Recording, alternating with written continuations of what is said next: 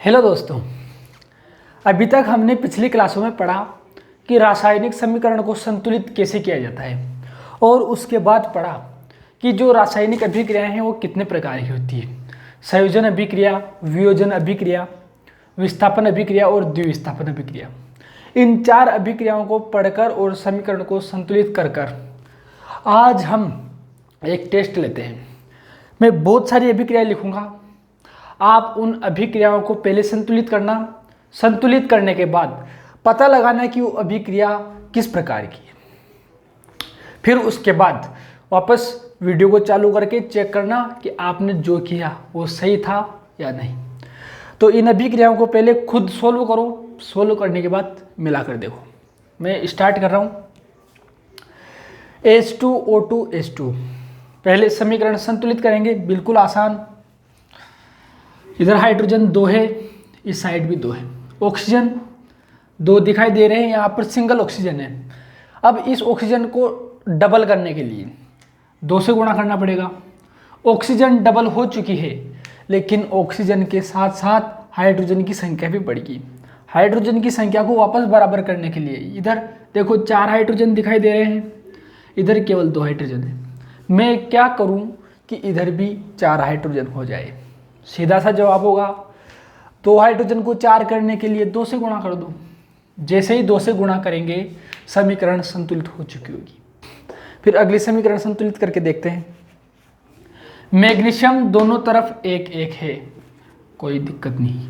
Oxygen इस side 2 दिखाई दे रहे हैं, लेकिन इस साइड ऑक्सीजन 1 ही है, इसलिए इस ऑक्सीजन को भी डबल करने के लिए 2 से गुणा करना पड़ेगा। ऑक्सीजन डबल हो चुकी है, लेकिन ऑक्सीजन के साथ साथ मैग्नीशियम भी डबल हो गया। अब इस मैग्नीशियम को वापस बराबर करने के लिए इधर भी 2 से मल्टीप्लाई करना पड़ेगा। इस प्रकार अब इस समीकरण में 2 मैग्नीशियम और 2 ऑक्सीजन हो चुके हैं। अब यह समीकरण भी संतुलित है। अगली समीकरण देखो, जिंक प्लस H2SO4 से ZnSO4 और H2 बना। इस साइड जिंक 1 है और उत्पाद की तरफ भी 1 है। H2H2 SO4 SO4, ये अभिक्रिया पहले से ही संतुलित है। आगे बढ़ते हैं। इस साइड पर Fe1 दिखाई दे रहा है, इस साइड पर 2 दिखाई दे रहे हैं। तो क्या करेंगे, Fe को 2 करने के लिए 2 से गुणा कर देंगे। जैसे ही Fe को 2 से गुणा किया तो Fe के साथ साथ इस सूत्र में आने वाले हर तत्व की संख्या भी दुगनी हो गई। यहाँ पर सल्फर 1 था, पहले 2 से गुणा करने के बाद 2 हो चुका है। इस साइड चेक करेंगे, सल्फर 2 दिखाई दे रहे हैं। ऑक्सीजन 4 दूनी 8 है, इस साइड चेक करो 3 2 5 3 8। ऑक्सीजन पहले से ही संतुलित हो चुके हैं 2 लिखने के बाद। इस प्रकार ये ओवरऑल समीकरण संतुलित हो चुकी है। अगली समीकरण देखें, Ba, इधर इस साइड पर 1 दिखाई दे रहा है, तीर के निशान के बाद भी 1 ही है। क्लोरीन 2, इस साइड क्लोरीन 3, उधर 2 क्लोरीन है, इधर 3 क्लोरीन है। अब क्या करेंगे, देखो ध्यान रखना, एक तरफ 2 क्लोरीन हो, एक तरफ 3 क्लोरीन हो, तो 2 को 3 और 3 को 2 नहीं बनाया जा सकता, इसलिए इन ऐसी 2 को 3 से गुणा करेंगे तो क्या बन जाएगा 6, और 3 को 2 से गुणा करेंगे तो क्या बन जाएगा 6। एक कॉमन संख्या आ जाएगी अपने पास 6। मुद्दा ये नहीं है कि दोनों तरफ 3 ही करो, मुद्दा ये है कि दोनों तरफ बराबर संख्या होनी चाहिए। तो यदि इसे मैं 2 से गुणा कर दूं तो यहाँ पर 6 क्लोरीन हो जाएंगे, और इसे 3 से गुणा कर दूं तब भी यहाँ पर 6 क्लोरीन हो जाएंगे। इस प्रकार क्लोरीन की संख्या समान हो गई। अब क्लोरीन की संख्या के बाद यहाँ पर बेरियम की संख्या 3 हो चुकी है, लेकिन इस साइड बेरियम 1 ही है। इसे 3 करने के लिए यहाँ पर मैं 3 से गुणा करूँगा। जैसे ही 3 से गुणा किया, जैसे ही 3 से गुणा किया तो SO4 भी 3 हो चुके हैं, और यहाँ पर इस साइड मुझे SO4 ऑलरेडी 3 दिखाई दे रहे हैं। इसका मतलब ये अब संतुलित हो गए। एल्यूमिनियम बाईं तरफ 2 है और एल्यूमिनियम दाएं तरफ भी 2 ही है। इस प्रकार ये पूरी समीकरण भी संतुलित हो चुकी है। अगली समीकरण, कैल्शियम कार्बोनेट से कैल्शियम ऑक्साइड और कार्बन डाइऑक्साइड बनी। CaCO3 गिव्स CaO और CO2। देखो कैल्शियम 1 कार्बन 1 ऑक्सीजन 3, यहाँ 1 ऑक्सीजन है, यहाँ 2 ऑक्सीजन है, 1 और 2 3 ऑक्सीजन। इस प्रकार ये समीकरण भी अब संतुलित है पहले से। सोडियम अगली समीकरण में देखो 1 दिखाई दे रहा है, इस साइड सोडियम 1 है। हाइड्रोजन 2 है, यहाँ पर हाइड्रोजन 2 और 1 3 दिखाई दे रहे हैं। ऑक्सीजन इस साइड 1 दिखाई दे रहा है, लेकिन इस साइड ऑक्सीजन भी 1 है। बस क्या संतुलित करना है? हाइड्रोजन। तो हाइड्रोजन को संतुलित करने के लिए देखो, यदि यहाँ पर 2 हाइड्रोजन है, यहाँ पर 3 हाइड्रोजन है। अब देखो इसे मैं 2 से गुणा कर दूं तो 2 और 2 4 हाइड्रोजन हो जाएंगे, और यहाँ पर 2 हाइड्रोजन है, इसको भी 2 से गुणा कर दूंगा तो 2 और 2 4 हाइड्रोजन हो जाएंगे। हाइड्रोजन 4 हो चुके हैं, ऑक्सीजन इधर 2 बन गए। अब ऑक्सीजन 2 लिखने के बाद 2 बन चुके हैं। सोडियम भी डबल हो गया, सोडियम को भी डबल करने के लिए 2 से गुणा कर दो। इस प्रकार ये वाली समीकरण भी संतुलित हो जाएगी। देखो ये जल का सूत्र लिखा है मैंने, इसे हम ज़्यादातर ऐसे लिखते हैं H2O, और इस तरीके से भी लिख सकते हैं। अब इस तरीके से क्यों लिखा वो अभी बताऊंगा मैं समीकरण का प्रकार, अभिक्रिया का प्रकार बताते वक्त। देखो अब ये तो समीकरण संतुलित हो चुकी है। अब समीकरण संतुलित हो चुकी है, इसके बाद प्रश्न में अगला पार्ट है अभिक्रिया का प्रकार बताइए। तो चेक करेंगे कि अभिक्रिया कौन से प्रकार की होगी। देखो क्या हो रहा है, तीर के निशान के बाएं तरफ बहुत सारे अभिकारक है, लेकिन दाएं तरफ हमें एक ही दिखाई दे रहा है, एकल उत्पाद दिखाई दे रहा है। इधर कोई प्लस का चिन्ह लग के 2 से ज़्यादा उत्पाद नहीं दिख रहे, है ना। ये दोनों जुड़ रहे हैं, H2O बन रहा है। इन दोनों का संयोग हो रहा है, H2O बन रहा है। कौन सी अभिक्रिया होगी? संयोजन अभिक्रिया, संयोजन अभिक्रिया होगी।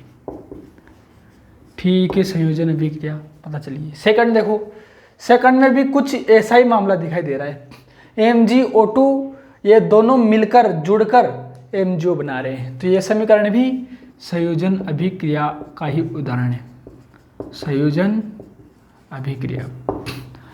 अगली समीकरण देखो, जिंक क्रिया कर रहा है H2SO4 से, H2 निकलकर जिंक आ गया, H2 अलग चला गया। कुछ समझ में आ रहा है पिछली क्लास के जैसा? क्या हो रहा है इसमें? इसमें H2 हट गया, जिंक आ गया। H2 क्यों हटा होगा? क्योंकि ये कम क्रियाशील है, ज़्यादा क्रियाशील कौन है? जिंक, इसलिए जिंक आ गया। किस प्रकार की अभिक्रिया होगी? विस्थापन अभिक्रिया। क्यों होगी विस्थापन? क्योंकि इस अभिक्रिया में अधिक क्रियाशील तत्व जिंक ने कम क्रियाशील H2 को हटाकर उसके स्थान पर आ गया। तो इस अभिक्रिया का नाम होगा विस्थापन अभिक्रिया, विस्थापन अभिक्रिया। अगली अभिक्रिया देखो क्या हो रहा है, बिल्कुल आसान है अभिक्रिया की पहचान करना। FeSO4 से तीर का निशान लगा, फिर हमें बहुत सारे उत्पाद दिखाई दे रहे हैं, बहुत सारे उत्पाद बन रहे हैं एकल अभिकारक से। देखो कोई एकल अभिकारक है, उससे बहुत सारे कब बनेंगे? ये एक है, इससे बहुत सारे कब बनेंगे? जब ये टूटा होगा। देखो ये एक था पेन, ये जब टूटा तो हमें 2 दिखाई दिए, तो टूटा होगा तभी तो 2 दिखाई दिए, मतलब इस पेन का वियोजन हुआ तभी हमें 2 उत्पाद दिखाई दिए। तो ये कौन सी अभिक्रिया होगी? वियोजन अभिक्रिया। एकल अभिकारक टूटकर 2 या 2 से ज़्यादा उत्पाद बनाते हों, उन अभिक्रियाओं को वियोजन अभिक्रिया, या फिर एक नाम और होता है अपघटन अभिक्रिया, वियोजन अभिक्रिया कहते हैं। तो ये वियोजन अभिक्रिया का उदाहरण है। अगली समीकरण, Ba के साथ में Cl है, Al के साथ में SO4 है। उत्पाद की तरफ देखो, Ba के साथ में SO4 आ गया, Ba के साथ में Cl हट के SO4 आ गया, और एल्यूमिनियम के साथ में SO4 था, ये SO4 हट के Cl आ गया। देखो आ गया ना, मतलब हो क्या रहा है, आयनों का आदान प्रदान, आयनों का आदान प्रदान, Ba के साथ में SO4, एल्यूमिनियम के साथ में Cl।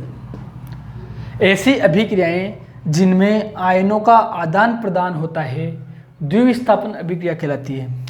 तो इस अभिक्रिया का नाम क्या होगा, द्विविस्थापन अभिक्रिया। चलो ठीक है, समझ में आ गया है कौन सी अभिक्रिया। अगली अभिक्रिया देखो, हो क्या रहा है चेक करके बताओ। कैल्शियम कार्बोनेट, तीर का निशान calcium oxide plus carbon dioxide. Calcium carbonate टूट रहा है, दो उत्पाद बन रहे हैं, कौन सी अभिक्रिया होगी, वियोजन अभिक्रिया, वियोजन अभिक्रिया। ठीक है, अगली समीकरण देखो, यहां पर 2 है और ये प्लस का चिन्ह है। सोडियम HOH से क्रिया कर रहा है, H हटा, H की जगह पर Na आ गया, H अलग हो गया। विस्थापन अभिक्रिया, H का विस्थापन करके सोडियम आ गया, इसलिए इस अभिक्रिया का नाम होगा विस्थापन अभिक्रिया। ठीक है, उतारो ये। उतारने के बाद में मैं आपको कुछ और समीकरण देता हूं। उन अभिक्रियाओं को संतुलित करने के बाद में मैंने और नई 7 अभिक्रियाएं लिख दी। ये नेक्स्ट पेज 2 लिख देते इसे, पेज नंबर 2। इन अभिक्रियाओं में भी वैसी प्रोसेस अपनाएंगे। पहले समीकरण संतुलित करेंगे। पीबी लेड को कहा जाता है, जिसका एक नाम और है सीसा, लेड। लेड नाइट्रेट इसकी रिएक्शन करवाएंगे, मतलब ये जो रिएक्शन करके क्या देगा, PbO + NO2 + O2। पहले संतुलित करते हैं, फिर बाद में चेक करेंगे अभिक्रिया का प्रकार कौन सा है। इस तरफ लेड 1 है, तीर के निशान की दूसरी तरफ भी 1 ही है। NO3 में NO3 साइड दिख नहीं रहा है, तो एक एक अलग अलग चेक करेंगे। यहाँ पर नाइट्रोजन 2 दिखाई दे रहे हैं, इस साइड नाइट्रोजन केवल 1 ही है। 2 करने के लिए 2 से गुणा करेंगे। ऑक्सीजन 3 दूनी 6, कितनी ऑक्सीजन है, 3 दूनी 6 ऑक्सीजन है। इस साइड 2 दूनी 4 5 6 हो चुकी ऑक्सीजन संतुलित। अब पूरी समीकरण संतुलित हो गई है, नहीं हुई है। देखो इधर देखो, इधर देखो, 3 दूनी 6 ऑक्सीजन है, लेकिन यहाँ पर वो ऑक्सीजन कितनी हो चुकी है, 2 दूनी 4 5 6 7 ऑक्सीजन हो चुकी है। लेकिन यहाँ पर ऑक्सीजन कितनी है अभी, ऑक्सीजन यहाँ पर NO3 2, मतलब 6 ऑक्सीजन है। अब क्या करें, देखो यदि मैं इसे 2 से गुणा कर दूं, इसे 2 से गुणा कर दूं तो क्या होगा, Pb की संख्या डबल हो जाएगी, है ना। और यहाँ भी 2 से गुणा कर दूं तो क्या होगा, Pb की संख्या डबल होगी। अब ऑक्सीजन चेक करें, यहाँ पर कितनी ऑक्सीजन होगी, 3 दूनी 6, 3 दूनी 6 और 6 दूनी 12 ऑक्सीजन। यहाँ पर कितनी ऑक्सीजन दिखाई दे रही है, 4 5 6, 2 दूनी 4 5 6, 6 ऑक्सीजन है। कितनी और चाहिए, 6 ऑक्सीजन है, 6 और चाहिए। तो इसके साथ क्या करूँ कि ये 6 बन जाए, 2 है, 3 से गुणा करने पर 3 दूनी 6 बन जाएगी। अब चेक करो,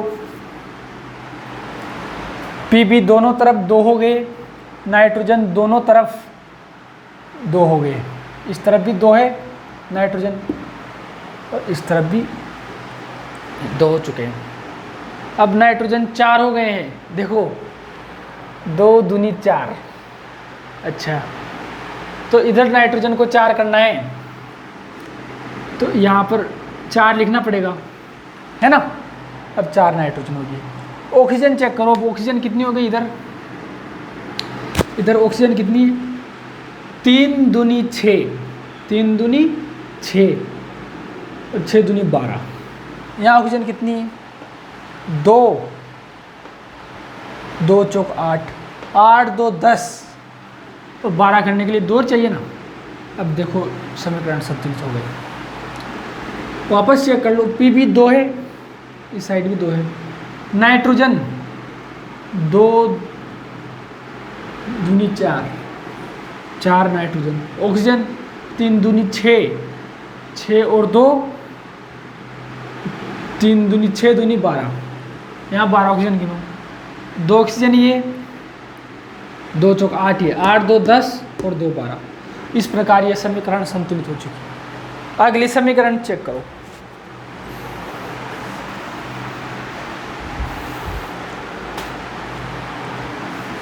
सोडियम और सोडियम एक एक दोनों तरफ, इधर ऑक्सीजन 1 है, इस साइड ऑक्सीजन 1 दिखाई दे रहा है, इधर हाइड्रोजन 2 है, इस साइड भी हाइड्रोजन 2 है, इस तरफ Cl 1 है, इस तरफ भी Cl 1 है, समीकरण संतुलित है। चलो आ जाओ, ये समीकरण पहले से ही संतुलित है। अगली समीकरण देखो, AgCl, AgCl2 चेक करेंगे, दोनों तरफ Ag सिंगल है, 1 1 के बराबर है, कोई दिक्कत नहीं। Cl इस साइड Cl 2 है और इस साइड 1 है, किधर गुणा करेंगे, इस साइड करेंगे इस साइड करेंगे।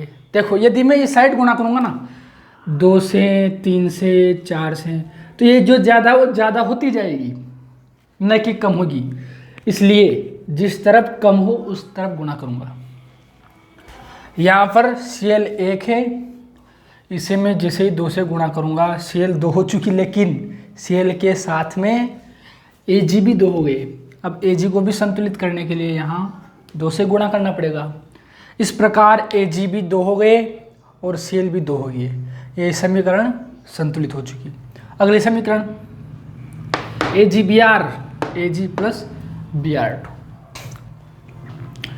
इस समीकरण को देखो, Ag दोनों तरफ बराबर है, Br को चेक करो, इस तरफ Br 1 दिखाई दे रहा है, इस तरफ Br 2 दिखाई दे रहा है। ये तो बिल्कुल ऊपर वाली समीकरण की सेम कॉपी आ गई। यहाँ पर Cl है, यहाँ पर Br है। वापस वैसे करते हैं अपन प्रोसेस के अनुसार। यहाँ 2 है, इसको 2 से गुणा करेंगे, 2 से गुणा करने के बाद Ag भी 2 हो गए, तो यहाँ भी 2 आएगा।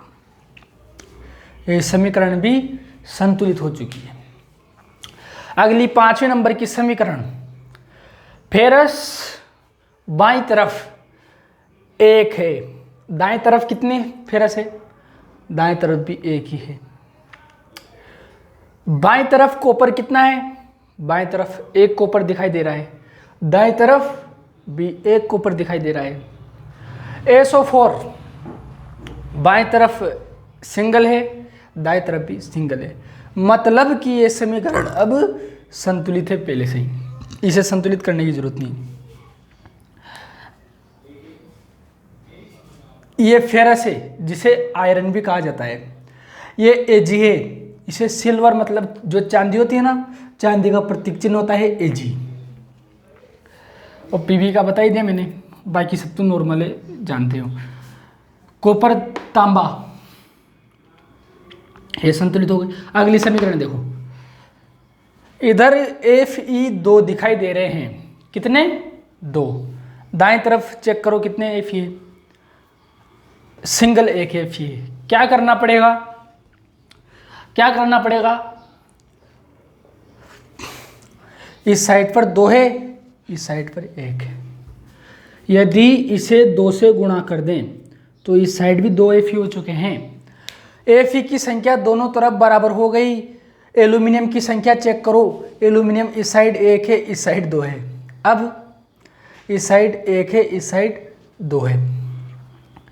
इस एल्यूमिनियम को भी 2 से गुणा कर दो तो एल्यूमिनियम की संख्या भी 2 हो गई।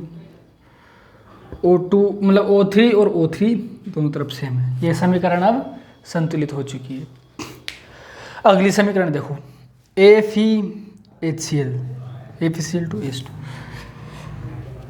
Fe की संख्या दिखाई दे रही है 1, इस साइड भी 1, हाइड्रोजन 1, हाइड्रोजन 2। क्या करना पड़ेगा? क्या करना पड़ेगा? 2 से गुणा। क्या करना पड़ेगा? 2 से गुणा। 2 से गुणा करने के बाद क्या सिर्फ हाइड्रोजन ही डबल हुए? नहीं। क्या सिर्फ क्लोरीन ही डबल हुए? नहीं। इस सूत्र में जो जो आ रहे हर कोई डबल हो गया। हाइड्रोजन डबल हो चुके हैं, साथ में क्लोरीन भी डबल हो गया। क्लोरीन यहाँ पर 2 है, तीर के बाद भी क्लोरीन 2 है। कुल मिलाकर अभी ये समीकरण भी संतुलित हो चुकी है। अब ये तो समीकरण संतुलित हो गई। अभिक्रिया का प्रकार भी तो बताना है। देखो अभिक्रिया का प्रकार कितना आसान है। इस साइड 1 है, इस साइड बहुत सारे हैं। ये 1 टूटा होगा तभी बहुत सारे बने, 1 टूटा होगा तभी बहुत सारे बने, 1 का वियोजन हुआ होगा तभी बहुत सारे बने। कौन सी अभिक्रिया होगी? कौन सी अभिक्रिया होगी? वियोजन अभिक्रिया। वियोजन अभिक्रिया। अगली समीकरण देखो, NaOH HCl, NaOH और HCl, NaCl। क्या दिखाई दे रहा है? NaCl।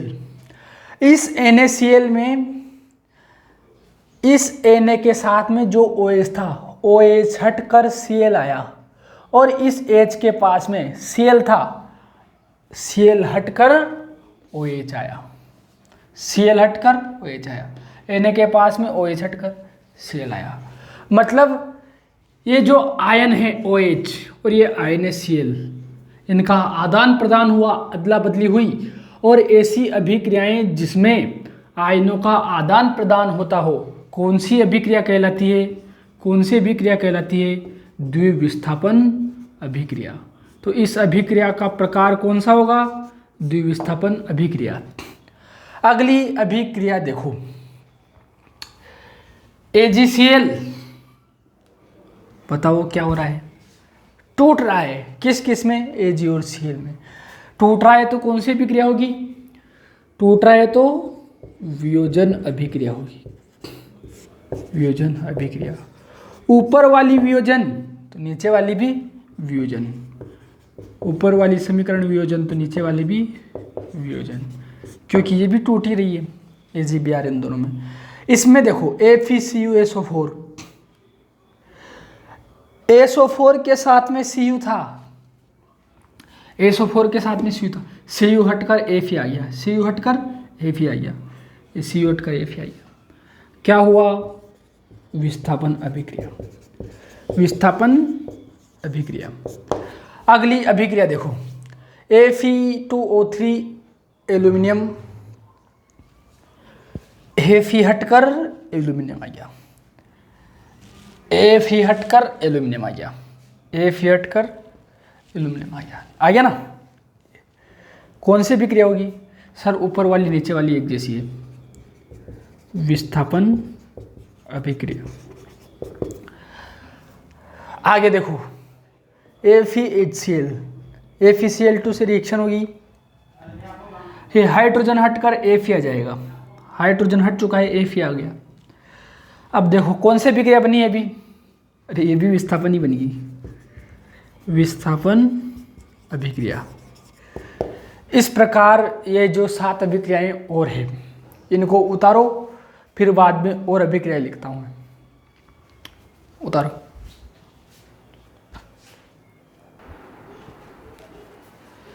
ये मैंने कुछ नई 7 समीकरणें और लिखी है, इन्हें पेज 3 नाम दे देते हैं ताकि आपको पता चल जाए नई समीकरणें आ चुकी है। पेन किधर गया? पेन पेन मिल गया। इधर देखो, इन समीकरणों को संतुलित करेंगे पहले की तरह। नाइट्रोजन 2 है, नाइट्रोजन 1 है। क्या करना है? 2 से गुणा, 2 से गुणा कर दिया। अब 2 से गुणा करने के बाद में, 2 से गुणा करने के बाद में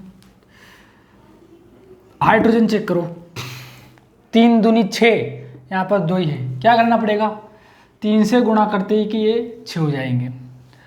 अब अरे यार पेन कहाँ गया? मिल गया ना। इस समीकरण को देखो, N2 6 इसमें K और K बराबर है। क्या हाइड्रोजन बराबर है?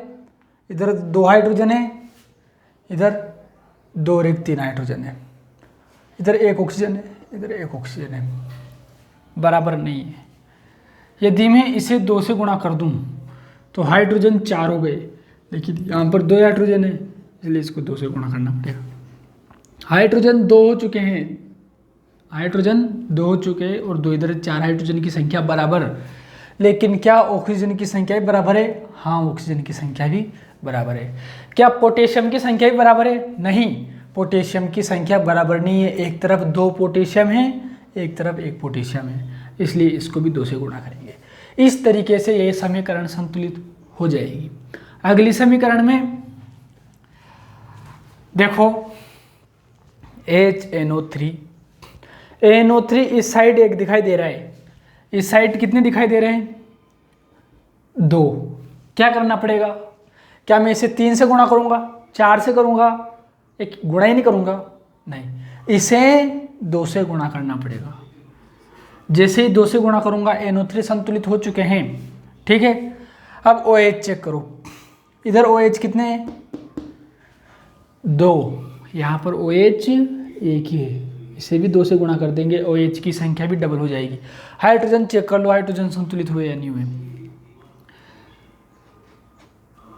OH के अलावा इसमें 2 हाइड्रोजन और है ना, तो इसमें 2 OH के अलावा ये 2 हाइड्रोजन और है। समीकरण में कैल्शियम के बराबर कैल्शियम में संतुलित हो चुकी है। अगली समीकरण देखो, सोडियम इस साइड पर 1 दिखाई दे रहा है, लेकिन उत्पाद की तरफ 2 दिखाई दे रहे हैं। क्या करूँगा? 2 से गुणा। ठीक है, सोडियम को 2 से गुणा कर दिया।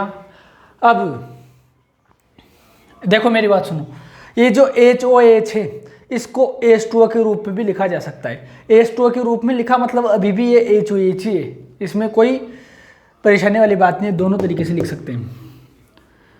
OH H2SO4, SO4 चेक कर लेते हैं। इस साइड SO4 1 है, इस साइड भी SO4 1 है। ठीक, हाइड्रोजन चेक कर लो। इधर 2 और 2 4 हाइड्रोजन है, 2 और 2 4 हाइड्रोजन है। इस साइड हाइड्रोजन कितने दिखाई दे रहे हैं? 2। 4 करने के लिए 2 से गुणा करेंगे। ऑक्सीजन इस साइड पर, इस SO4 को एक साथ गिन लिया हमने, सिर्फ इसके वो देखेंगे। 2 ऑक्सीजन है, 2 ऑक्सीजन है। समीकरण संतुलित हो चुकी है, आगे बढ़े। NaCl AgNO3, AgCl NaNO3, Na single है, Na सिंगल है, Cl Ag NO3 समीकरण संतुलित है। अगली समीकरण देखो, BaSO4 H2SO4 BaSO4, ये क्या हो गया? ये समीकरण ही गलत है। BaSO4 H2SO4 से क्या बना? ये समीकरण इससे क्रिया कर रही है, ये समीकरण मिटा दो, ये समीकरण मिटा दो, या फिर मिटाओ मत। इसमें देखो, इसमें गलती कहाँ हुई होगी। BaSO4 H2SO4 HCl है ना, मतलब ये विस्थापन हुआ, यहाँ Cl है, पहले Cl नहीं होनी चाहिए। H के साथ में SO4 होना चाहिए, H के साथ में SO4 है, Ba के साथ में SO4 यहाँ पर बी ए के साथ में Cl2 लिखूँ मैं तो क्या बनेगा, BaCl2, Cl इसके साथ चली जाएगी HCl, SO4, ठीक है। समीकरण अब ठीक है, इसे मिटाने की जरूरत नहीं है, सही हो गई समीकरण।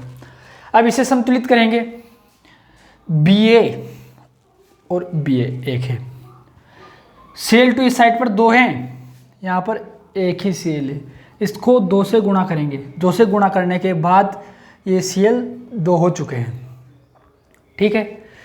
अब देखो SO4 सेम है, हाइड्रोजन चेक करो, यहाँ पर हाइड्रोजन 2 हैं, यहाँ पर हाइड्रोजन 2 है, ये समीकरण अब संतुलित हो चुकी है ना। अगली समीकरण देखो, जिंक NO3 Ag, समीकरण पहले से संतुलित है। अब इन समीकरणों के प्रकार चेक करेंगे, कौन सी समीकरण किस टाइप की है। पहली समीकरण देखो और बताओ किस प्रकार की समीकरण होगी। पहली समीकरण में N2 और H2 मिलकर NH3 बन रहा है, मतलब संयोजन हो रहा है, संयोजन अभिक्रिया। कौन सी अभिक्रिया, संयोजन अभिक्रिया। इसे इंग्लिश में एडिशनल रिएक्शंस भी कहते हैं या फिर योगात्मक अभिक्रिया भी कहते हैं, बहुत सारे नाम हो सकते हैं। इसमें H हट कर के आया, H हट कर के आया मतलब विस्थापन हुआ।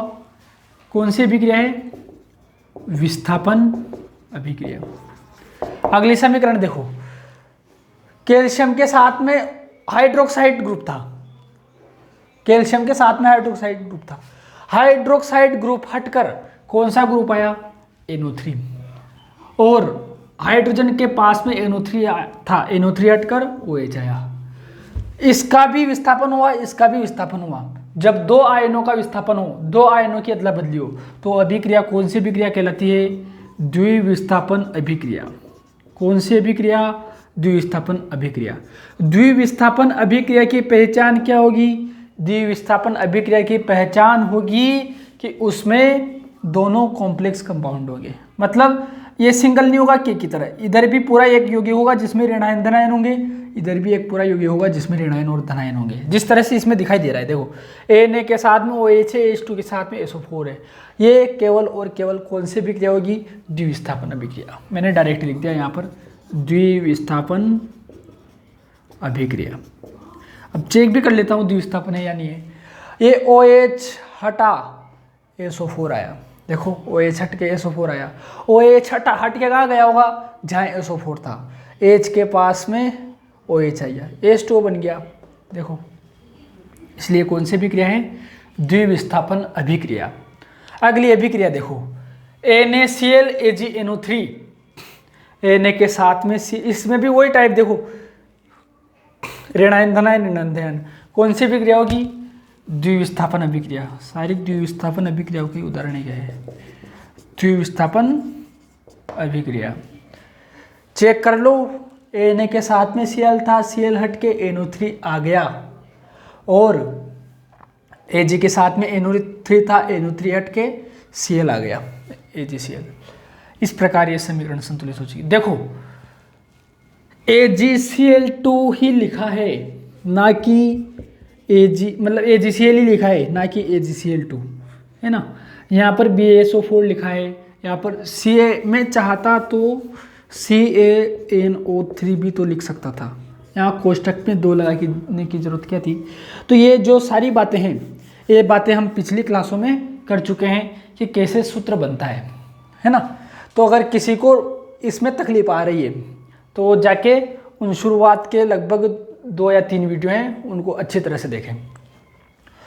अगली समीकरण देखो, इसमें भी ऋणायन धनायन है, इसमें भी ऋणायन धनायन है, हुआ क्या होगा, अदला बदली हुई होगी। तो Ba के साथ में SO4 आया, H के साथ में Cl आया, कौन सी अभिक्रिया है, ये भी है द्विविस्थापन अभिक्रिया। अगली अभिक्रिया देखो, जिंक ने Ag को हटा दिया, खुद उसकी जगह पे आ गया, Ag सिंगल रह गया, Ag बेचारा अजय देवगन। तो अगर Ag देवगन है तो जिंक आमिर खान है और ये जूही चावला है। ये अभिक्रिया कौन सी अभिक्रिया होगी, विस्थापन अभिक्रिया। ठीक है, इन अभिक्रियाओं को देखो, इन अभिक्रियाओं में जो, तो मैंने तो अभी डायरेक्ट लिख रखा है HNO3 CaOH होल ट्वाइस क्रिया करके CaNO3 बना रहा है प्लस HOH बना रहा है। समीकरण आपको हिंदी में भी दे सकता है, जैसे कि ये नाइट्रिक अम्ल कैल्शियम हाइड्रोक्साइड से क्रिया करके कैल्शियम नाइट्रेट तथा जल बनाते हैं, उसने हिंदी में लिख के दे दिया। या फिर ऐसे लिख दिया नाइट्रिक अम्ल प्लस कैल्शियम हाइड्रोक्साइड तीर का निशान कैल्शियम नाइट्रेट प्लस जल। तो उस समीकरण से हमें ये ढांचा बनाना आना चाहिए, फिर उसे संतुलित करना आना चाहिए। संतुलित करने के बाद फिर बाद में अभिक्रिया का प्रकार बताना है। अब सोचो, आपने उसने लिख रखा है, जैसे मैं यहाँ लिख के बता रहा हूँ 1 मिनट के लिए, या फिर अगले पेज में बहुत सारी समीकरण दे दूंगा, उसमें ऐसे काम करेंगे। ये उतारो, उतारने के बाद मैं इन्हें मिटाऊंगा और फिर कुछ समीकरण और लिखूंगा। अब देखो, अभी तक हमने जो कुछ भी पढ़ा है उसका रिवीजन अब करवाने वाला हूँ मैं। इसमें हम सूत्र बनाना भी सीख जाएंगे, इसमें हम जो रासायनिक अभिक्रिया है उसको संतुलित करना भी सीख जाएंगे, और इसमें हम अभिक्रिया का प्रकार भी पहचानेंगे कि कौन सी अभिक्रिया किस प्रकार की है। कुल मिला के अभी तक जो कुछ भी पढ़ा है उसका रिवीजन हो जाएगा। देखो, ये हमें हिंदी में लिख के बता रखा है, barium chloride plus potassium sulphate plus, इससे बनता है बेरियम सल्फेट और पोटेशियम क्लोराइड। तो सबसे पहले हमें बेरियम क्लोराइड का सूत्र बनाना आना चाहिए कि बेरियम क्लोराइड का सूत्र क्या होता है, पोटेशियम सल्फेट का सूत्र क्या होता है। एक बार और रिवीजन हो जाएगा। इधर देखो, मैं बना रहा हूँ बेरियम क्लोराइड का सूत्र। तो बेरियम क्लोराइड का सूत्र बनाने के लिए हमें आवेश पता होना चाहिए कि बेरियम पर कितना आवेश होता है और क्लोरीन पर कितना आवेश होता है। तो शुरुआती पेज में बता रखा है मैंने, वहाँ से याद करना था। बेरियम पर होता है +2, है ना, और क्लोराइड पर Cl इसका जब सूत्र बनेगा तो क्या होगा, सूत्र बनेगा तो ये 2 यहाँ चला जाएगा और ये 1 यहाँ जाएगा Ba के नीचे, और मतलब ये जो Ba के सर पे जो कुछ भी है ना वो इसके पैरों में चला जाएगा, और इसके सर पे जो कुछ भी हो इसके पैरों में चला जाएगा। दोनों जब ऐसे समझो, दोनों जब एक दूसरे से मिलेंगे ना तो ये इसकी तरफ ऐसे अभिवादन करेगा और ये इस वाला इसकी तरफ झुकेगा। तो झुकने की वजह से इसका सर का चार्ज इसके पैरों में चला जाएगा, इसका सर का चार्ज इसके पैरों में चला जाएगा। ये 2 यहाँ जाएगा और ये नीचे +2 प्लस माइनस नहीं लिखा जाता है ना। तो क्या बनेगा, Ba, एक को लिखता नहीं है, Cl2। बेरियम क्लोराइड का सूत्र क्या बनेगा, BaCl2। ठीक है। पोटेशियम सल्फेट का सूत्र बनाना है, तो पोटेशियम सल्फेट के सूत्र को बनाने के लिए हमें पता होना चाहिए पोटेशियम किसे कहते हैं। याद रखना, जो ये K लिखा होता है ना, इस K का मतलब कैल्शियम नहीं होता है, इस K का मतलब होता है पोटेशियम। क्या होता है, पोटेशियम। K का मतलब कार्बन भी नहीं होता, कार्बन को C से लिखते हैं। K का मतलब होता है पोटेशियम, और पोटेशियम पर +1 चार्ज होता है। सल्फेट को लिखते हैं SO4 -2 चार्ज के साथ में। जब आपस में मिलेंगे तो ये एक SO4 के नीचे चला जाएगा और -2 K के नीचे आ जाएगा। तो क्या बनेगा, K2SO4। यहाँ एक आएगा, एक को लिखते नहीं, क्या सूत्र बनेगा, +K2SO4। बेरियम सल्फेट बनाना है, तो बेरियम सल्फेट बनाने के लिए बेरियम पर पता है कितना चार्ज आता है, +2 यहाँ जाएगा, -2 यहाँ आएगा, कैंसिल हो जाएंगे क्योंकि दोनों 2 हैं। जैसे ऐसे समझो, Ba2SO4 2, तो ये भी 2 आपस में कट जाएंगे, इसलिए सूत्र क्या बनेगा, केवल BaSO4। इसका सूत्र बनेगा BaSO4। पता चल रहा है, यहाँ पर मैंने जिस तरह से यहाँ पर K के नीचे 2 लगाया था, लेकिन यहाँ पर कोई 2 नहीं लगाया है। और इससे बनेगा पोटेशियम क्लोराइड। तो पोटेशियम क्लोराइड बनाने के लिए पोटेशियम पता होना चाहिए, किसे कहते हैं, इसको पोटेशियम कहते हैं। क्लोराइड Cl- आयन, पोटेशियम पर +1 आता है। देखो ये +1, ये -1, +1 -1 एक दूसरे से कट जाएंगे, डायरेक्ट क्या बनेगा, KCl। इस तरह से KCl लिख देंगे। ठीक है, अब ये जो पहली समीकरण है, इस समीकरण का हमें पहले संतुलित करना है ना। संतुलित करो, बेरियम दोनों तरफ एक एक दिखाई दे रहा है, इधर K2 है और इधर K सिंगल है ना। K2 सबसे ऊंची चोटी भी होती है, ये वो वाला K2 नहीं। इधर देखो K, इसको 2 से गुणा कर दूंगा मैं तो ये डबल हो जाएगी, ये 2। ठीक है, K 2 हो चुका है। सल्फेट दोनों तरफ 2 है, बेरियम दोनों तरफ 2 है। समीकरण मेरे ख्याल से संतुलित हो चुकी है, हाँ हो गई है। आगे बढ़ते, अब इस समीकरण का प्रकार भी अभी बता देता हूँ मैं हाथों हाथ, किस प्रकार की होगी समीकरण। आप खुद बता दोगे कि ये समीकरण में आयनों का आदान प्रदान हो रहा है, इसलिए द्विविस्थापन अभिक्रिया होगी। कौन सी अभिक्रिया होगी ये? द्विविस्थापन अभिक्रिया। कहाँ लिखूं, कहाँ लिखूं? आप लिख लेना इसके नीचे कि ये द्विविस्थापन अभिक्रिया है। ठीक है, अगली समीकरण देखो, पोटेशियम ब्रोमाइड। इतना ना लिखकर पेपर में ऐसे प्रश्न भी आता है direct. Potassium bromide barium iodide से क्रिया करके बेरियम ब्रोमाइड और पोटेशियम आयोडाइड बनाते हैं। पूरी बात हिंदी में लिखेगा, उस हिंदी में लिखी हुई बात को हमें इस तरह से लिख के ये सारा तामझाम करना पड़ेगा। है समझ में? तो इसमें पहले सूत्र बनाते हो पहले की तरह, potassium bromide, potassium K+, bromide Br-, plus minus cut जाएंगे, सूत्र बनेगा KBr। क्या बनेगा? KBr। तो यहाँ पर सूत्र आया KBr। फिर बेरियम आयोडाइड, क्या सूत्र है? Barium iodide. बेरियम आयोडाइड अभी हमने देखा था कि जो बेरियम है, इस बेरियम पर +2 चार्ज होता है, आयोडाइड पर -1 होता है। तो ये 2 यहाँ जाएंगे, ये 1 नीचे आएगा, तो क्या बनेगा? Ba को लिखा नहीं जाएगा, I के नीचे इस वाला चार्ज जाएगा BaI2। सूत्र क्या बनेगा? BaI2। किसका सूत्र है ये? Barium iodide. बेरियम ब्रोमाइड, तो ब्रोमाइड में I की जगह इस Br करना पड़ेगा, ब्रोमाइड पर -1 चार्ज आता है, ये -1 यहाँ जाएगा और ये +2 यहाँ आएगा। -1 को लिखेंगे नहीं और +2 लिखेंगे, पर +2 भी केवल 2 ही लिखेंगे, 2 के आगे जो प्लस माइनस है वो नहीं लगाएंगे। तो क्या बनेगा? BaBr2।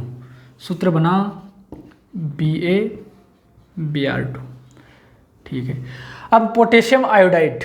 पोटेशियम आयोडाइड के लिए क्या करना है?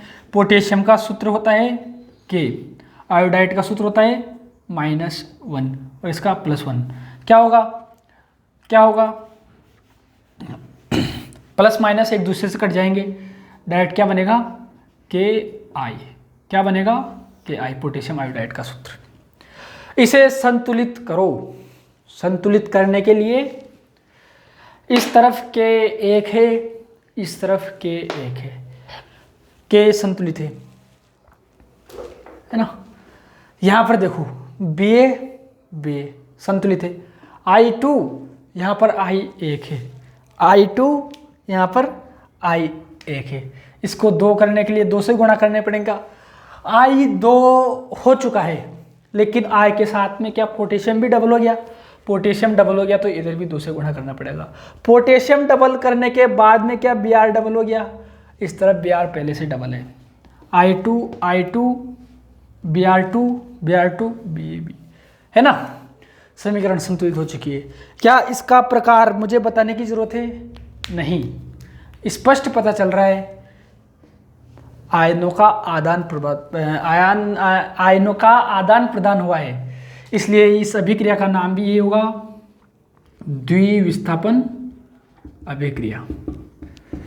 अगली अभिक्रिया देखो, जिंक कार्बोनेट।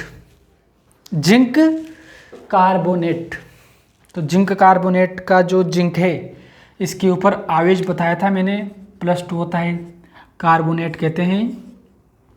CO3 -2 होता है इस पर, तो ये +2 से -2 कट जाएगा, डायरेक्ट सूत्र क्या बनेगा? ZnCO3। क्या सूत्र बनेगा?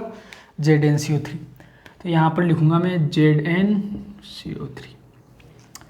जिंक ऑक्साइड, जिंक का जिंक ही रहेगा, ऑक्साइड की जगह O, ऑक्साइड की जगह O पर होता है -2, +2 से -2 कट जाएगा, डायरेक्ट क्या बनेगा ZnO।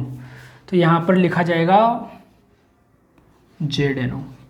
Carbon dioxide, carbon dioxide का सूत्र पता है, कार्बन डाइऑक्साइड है ना, इसको बना भी सकते हैं अपन। ये कार्बन है, कार्बन पर +4 होता है ना, और ऑक्सीजन पर -2 होता है।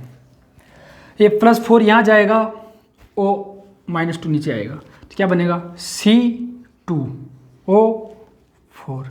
2 से 4 कट जाएगा, क्या बनेगा CO2, 2 दूनी 4, 1:2 में कट जाएगा ना, तो क्या बन जाएगा CO2। इस तरीके से कार्बन डाइऑक्साइड भी बन चुका CO2।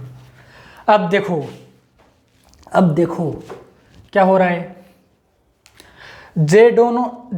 जिंक कार्बोनेट टूट रहा है इन दो उत्पादों में, टूट रहा है, इसका मतलब कौन सी अभिक्रिया होगी, इस अभिक्रिया का नाम होगा वियोजन अभिक्रिया या फिर अपघटन अभिक्रिया, वियोजन अभिक्रिया या अपघटन अभिक्रिया। संतुलित करके देख लो, जिंक ऑक्सीजन 2 है, एक 3, ऑक्सीजन 3 है, कार्बन 1 है, समीकरण संतुलित है। सिल्वर नाइट्रेट, सिल्वर का प्रतीक चिन्ह पता है क्या होता है, अभी पिछले इसी वीडियो में थोड़ी देर पहले भी 2 बार सिल्वर आया है। तो सिल्वर का प्रतीक चिन्ह होता है Ag। क्या होता है Ag। सिल्वर के साथ में नाइट्रेट है, नाइट्रेट का सूत्र होता है NO3। क्या सूत्र होता है NO3। तो नाइट्रेट पर -1 आता है और Ag पर +2 आता है ना, तो सूत्र क्या बनेगा Ag पर +1 भी आता है ना, लेकिन इस समीकरण में क्या दे रखा है Ag का चार्ज, इस समीकरण में Ag का चार्ज 1 दे रखा है ना, देखा था ना हमने AgBr AgCl है ना। तो Br पे पता है -1 आता है, यहाँ कुछ नहीं है, इसका मतलब यहाँ +1 आया होगा, तो Ag पर कौन सा चार्ज होता है +1। कौन सा चार्ज होता है +1। जब Ag पर +1 लिखा मैंने, तो इसका सूत्र क्या बनेगा, इसका सूत्र बनेगा AgNO3। क्या सूत्र बनेगा AgNO3। जब इसका सूत्र AgNO3 बना, तो इसको मैं क्या लिखूंगा AgNO3। कॉपर किसे कहते हैं, तांबे को, Cu सूत्र होता है, यहाँ पर Cu से रिएक्शन कराऊंगा मैं। कॉपर नाइट्रेट, Cu नाइट्रेट, वो NO3 है सही। अब जब Cu के साथ में NO3 लिखूंगा, तो यहाँ पर Cu है, Cu पर भी +1 चार्ज आता है ना, +2 भी आता है, लेकिन इस एग्जाम्पल में हमें याद रखना है +1 आएगा। दरअसल ये डी ब्लॉक के तत्व है AgCu, इनकी परिवर्तनशील ऑक्सीकरण अवस्था होती है, इन पर +1 चार्ज पाया जाता है, +2 पाया जाता है, +3 पाया जाता है, ज़्यादा से ज़्यादा +8 भी पाया जा सकता है। इसलिए इन्हें इतना विशेष ध्यान देने की जरूरत नहीं है, अपने कोर्स में ज़्यादातर आयन +1 चार्ज वाले ही है। +1 -1, +1 से -1 कैंसिल हो जाएगा, सूत्र क्या बनेगा CuNO3। तो इसका सूत्र बनेगा CuNO3 प्लस, सिल्वर को Ag कहते हैं है ना। अगली समीकरण भी लिख लेता हूँ मैं, फिर उसके बाद दोनों को प्रकार एक साथ बता देंगे समीकरण को संतुलित करके। इधर देखो, मैग्नीशियम को Mg लिखा जाता है, यहाँ लिख देता हूँ मैं Mg। Hydrogen chloride H+, chloride Cl-, क्या बना HCl प्लस HCl। देखो हाइड्रोजन आगे है, अगर हाइड्रोजन की जगह हाइड्राइड कहा जाएगा, जैसे कि सोडियम हाइड्राइड, पोटेशियम हाइड्राइड, तो हाइड्राइड का मतलब फिर -1 होगा, क्योंकि जो आइड लग रहा है ना, जैसे क्लोराइड, ऑक्साइड, ब्रोमाइड, ये माइनस वाले पे लगता है ना। तो नॉर्मल हाइड्रोजन है, इसलिए H+ लिखा जाएगा। हाइड्रोजन क्लोराइड का सूत्र हो गया। मैग्नीशियम क्लोराइड, मैग्नीशियम पर +2 चार्ज आता है, क्लोराइड Cl-, 2 यहाँ जाएगा 1 वहाँ जाएगा, MgCl2, क्या बनेगा MgCl2 plus hydrogen, hydrogen H होता है, हाइड्रोजन क्या होता है H, तो क्या मैं यहाँ H लिख दूँ, नहीं, हाइड्रोजन भले H होता है लेकिन हाइड्रोजन प्रकृति में H2 के रूप में पाया जाता है। कैसे पाया जाता है, H2 के रूप में, इसलिए यहाँ पर H2 लिखना पड़ेगा। ये समीकरण हो गई, ये Cl2 है, MgCl2। अब इन दोनों को और संतुलित करके देख लेते हैं, फिर अभिक्रिया के प्रकार को बताऊंगा कौन सी अभिक्रिया किस प्रकार की है। AgCuNO3 पहले से संतुलित है, Mg H2 है, इसका मतलब इसको 2 से गुणा करूंगा, जैसे ही 2 से गुणा किया Cl भी 2 हो गई, इधर Cl ऑलरेडी 2 है। इस प्रकार ये समीकरण भी संतुलित हो चुकी है। अब देखो समीकरण संतुलित हो चुकी है, इन दोनों के प्रकार बताने हैं। Ag को विस्थापित करके कॉपर आया, Ag को विस्थापित करके कॉपर आया, कौन सी अभिक्रिया होगी, विस्थापन अभिक्रिया। इस अभिक्रिया का नाम क्या होगा, विस्थापन अभिक्रिया। अगली वाली समीकरण देखो, मैग्नीशियम H को हटाकर Mg आया, देखो H हट चुका है Mg आया, ये भी कौन सी अभिक्रिया होगी, ये भी उसी की तरह विस्थापन अभिक्रिया होगी। ठीक है, इन समीकरणों को लिखो। इस तरह से हमने ये समीकरणें कंप्लीट की। अब आगे की जो समीकरणें होंगी या फिर आगे की जो अभिक्रियाएं होंगी उन्हें अगली क्लास में पढ़ेंगे। धन्यवाद।